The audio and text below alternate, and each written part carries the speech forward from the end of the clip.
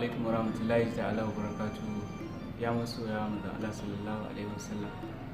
Kamar yadda muka alƙawarta muku cikin iko da hikima ta Ubangiji, Allah ya kawo mu wannan lokaci wadda za mu gabatar muku da wannan shahararren shiri mai suna annabin guda ɗaya ne.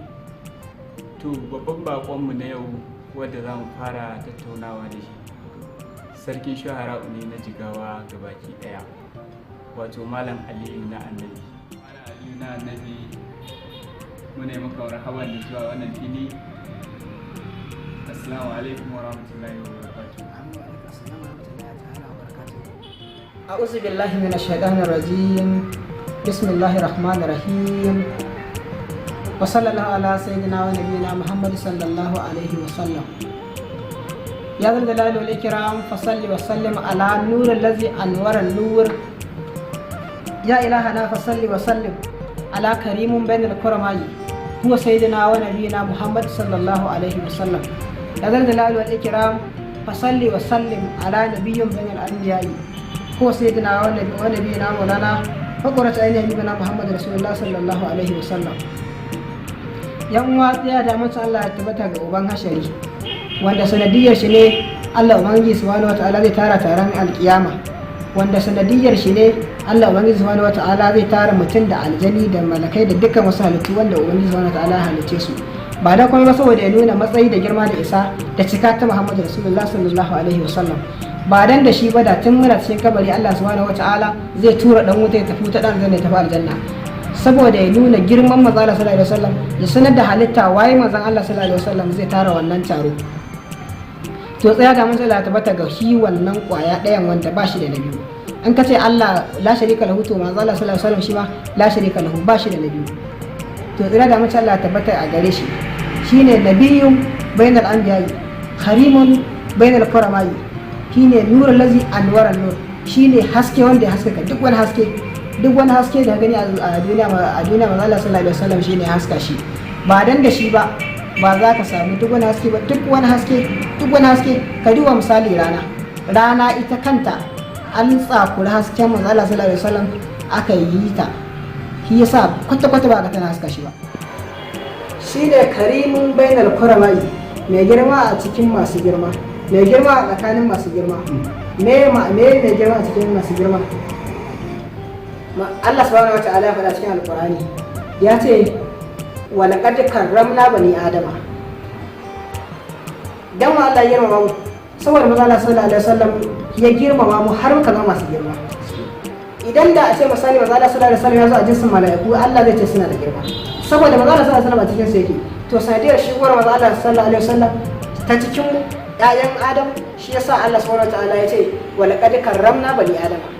Idan da Allah subhanahu wata'ala ya kaddara wa sallallahu alaihi wasallam ta ce su malaiku zai zo kamar yadda na faɗa, to da su za ce an girmama. To Allah ya girmama mu ne saboda manzo Allah sallallahu alaihi wasallam mu ba komai bane ba. Allah subhanahu wata'ala ya ce inna akramakum indallahi atqakum. Mafi girma a cikin ku ne mafi tsoron Allah cikin ku. Wanda yafi girma a cikin ku ne wanda yafi tsoron Allah. To mu kanmu mun sani a cikin mu akwai wanda yafi wani tsoron Allah. To shine wanda yafi girma, wani ne wanda yafi kowanne girma. Akwai kuma wanda Allah subhanahu wa ta'ala bisa stamping a cikin alkurani, kamar misali akwai wanda Allah ke musu ala inna awliya Allahi la khawfun alaihim wa lahum yahzanun. To misali kaga su kansu wannan misala da su tun daga hidan sunan sa wata alkurani Allah ya buga musu stamp. To su ma fa akwai wanda suka fi su.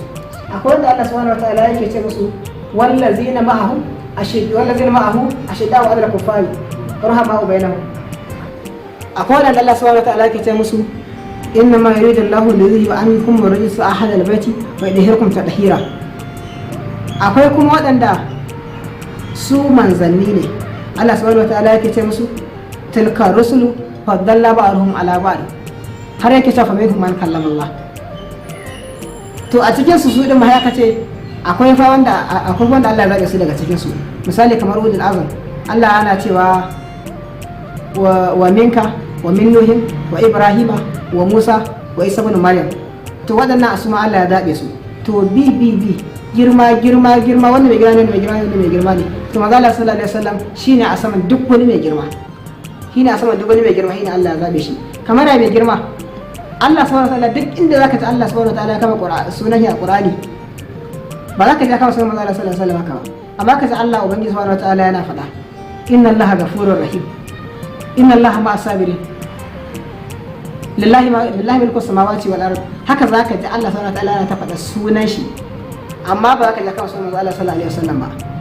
Kamar ya zaka ji yana kamar ya baya faɗa, zaka ji Allah subhanahu wataala yana cewa ya ayyuhar rasul, ya ayyuhan nabiyyu, ya ayyuhal muzammil, ya ayyuhal muddassir. Haka za ka ji yana ta faɗa sunan manzo Allah sallallahu alaihi wasallam, sunan shi kala kala na alkunya wanda baya kama sunan shi, ba za ka ji Allah subhanahu wataala ya kama sunan manzo Allah sallallahu alaihi wasallam ba. Kamar ya Allah baya kama sunan shi, bayan gashi har a guri hudu Allah subhanahu wataala ya kama sunan manzo Allah sallallahu alaihi wasallam.